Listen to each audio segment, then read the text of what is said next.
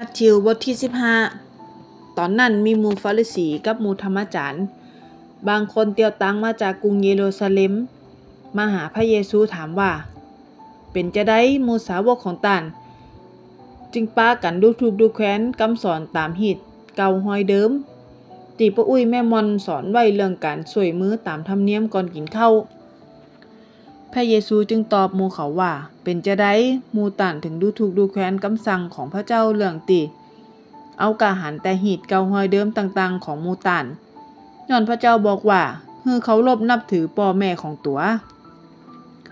กับคนใดที่ทราบแจ้งพ่อแม่จะต้องมีโทษถึงตายแต่หมู่ต่านสอนว่าทรัพย์สมบัติที่ควรจะช่วยเหลือพ่อแม่นั่นก็เปิงดีที่จะเอาไปถวายให้กับพระเจ้าแทนเขาก็บ่ต้องเคารพนับถือพ่อของเขาจะอี้ละหมู่ต่านก็เยี่ยฮื้อถ้อยคำของพระเจ้าบ่มีผลย้อนหีดเก่าหอยเดิมที่สอนต่อๆกันมาหมู่ต่านเป็นคนน่าสื่อใจกดอิสยาห์อู้ถูกแต่ตีอู้ถึงต่านทั้งหลายว่าคนหมู่นี้นับถือเฮากะปากของเขาเต้าอั้น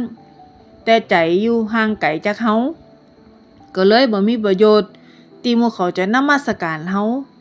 ย้อนเขาเอากฎที่คนทั้งหลายมาอ้างเป็นคำสั่งของพระเจ้าแล้วพระเยซูก็ห้องคนทั้งหลายเข้ามาอู้กับหมู่เขาว่าฟังให้ดีๆให้เข้าใจแต่เน้อ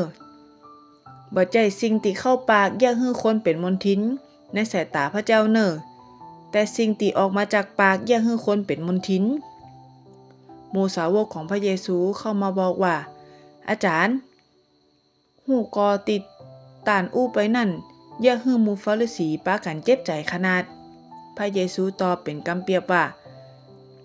เก้าไม้เก้าใดตีพระเจ้าพระบิดาของเฮาที่อยู่บนสวรรค์บ่ได้ปลูกก็จะลกออกเหี่ยวหมดตึงหากบ่ท่าไปใส่ใจหมู่เขาเน้อเขาหมู่นั่นเปรียบเหมือนคนนำตางติตาบอดถ้าคนตาบอดจูงคนตาบอดตึงสองคนก็จะปากันตกขุมตกบ่อเปโตรบอกพระเยซูว่า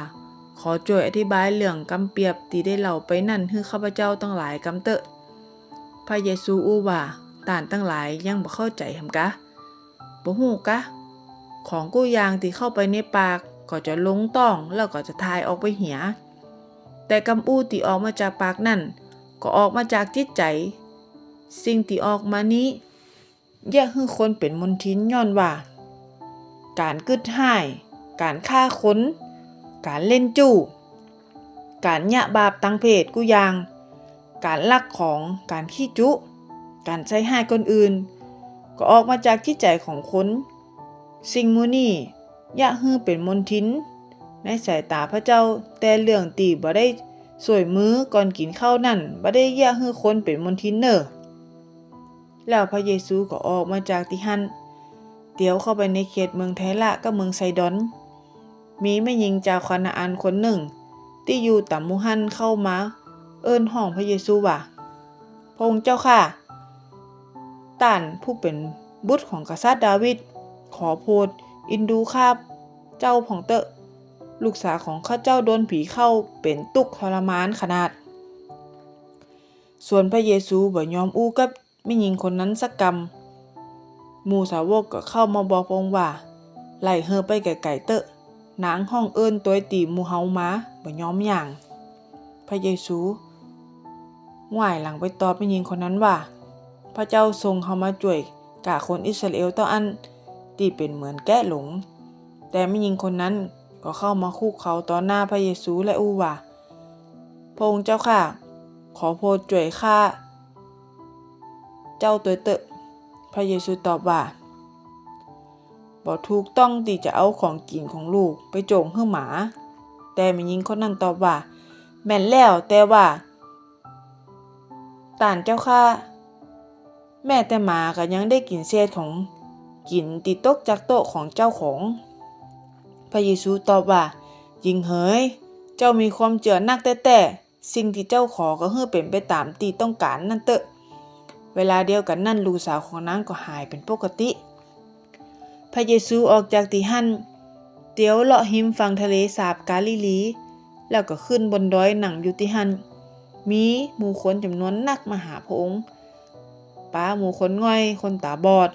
คนพิการคนเป็นใบ้ตึงคนที่เป็นพญาติซะปะมาวางนอนใกล้ตีนพระเยซูแล้วพระองค์ก็โพธิ์รักษาหมู่เขาจนหายกันหมดกุคนจนคนตั้งหลายปากันงึดเหมือนได้หันคนใบ้อู้ได้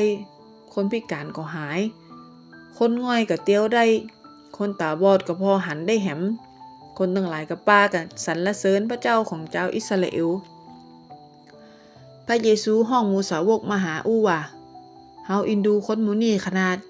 ย้อนหมู่เขาอยู่ตัวเฮา3 วันมาแล้วบัดเดี๋ยวนี้บ่มีอิหยังกินสักอย่างถ้าเฮาฮื้อหมู่เขาปิกบ้านโดยบ่ได้กินอิหยังเตื้อหมู่เขาก็จะเป็นปิหมดแห้งกลางตางก็ได้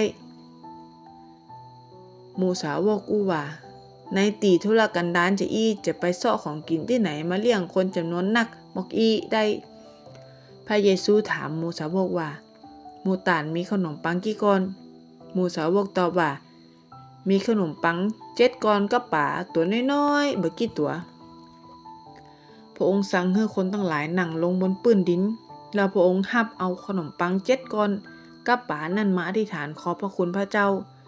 แล้วก็ฮักขนมปังตึงป่ายืนให้หมู่สาวกเอาไปแจกคนทั้งหลายกูคนกินอิ่มกันหมดแล้วยังเก็บของตีกินเหลือใส่ก๋วยได้แหม7 แกนเต็มคนตึงหมดตีนั่งกินของกินด้วยกันหั่นนับกับว่าใจได้4,000 คน